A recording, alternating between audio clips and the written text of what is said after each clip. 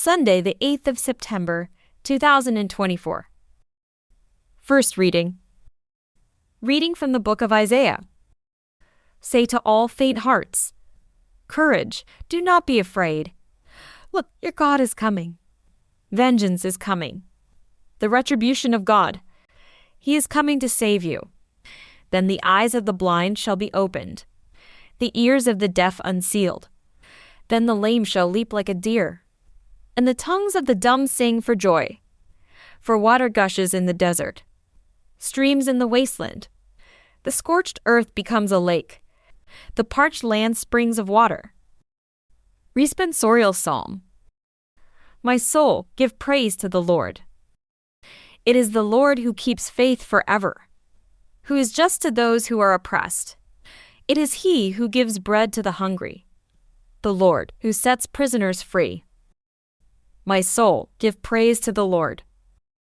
It is the Lord who gives sight to the blind, who raises up those who are bowed down. It is the Lord who loves the just, the Lord who protects the stranger.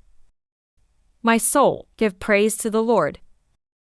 The Lord upholds the widow and orphan, but thwarts the path of the wicked. The Lord will reign forever, Zion's God, from age to age. My soul, give praise to the Lord. Second reading. Reading from the book of James.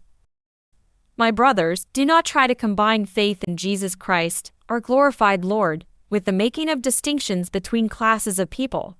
Now suppose a man comes into your synagogue, beautifully dressed and with a gold ring on, and at the same time a poor man comes in shabby clothes, and you take notice of the well-dressed man and say, "Come this way to the best seats."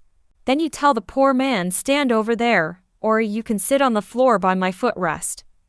Can't you see that you have used two different standards in your mind, and turned yourselves into judges and corrupt judges at that?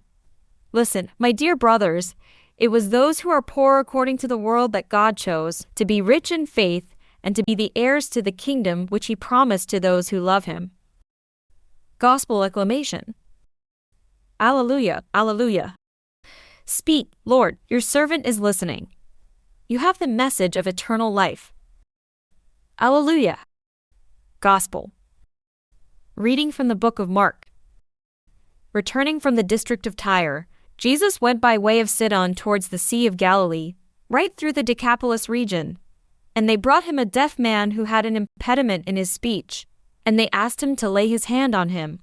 He took him aside in private, away from the crowd, put his fingers into the man's ears and touched his tongue with spittle. Then looking up to heaven he sighed, and he said to him, "Ephphatha," that is, "be opened." And his ears were opened, and the ligament of his tongue was loosened, and he spoke clearly. And Jesus ordered them to tell no one about it, but the more he insisted, the more widely they published it. Their admiration was unbounded. "He has done all things well," they said. "He makes the deaf hear and the dumb speak." Gospel of the Lord.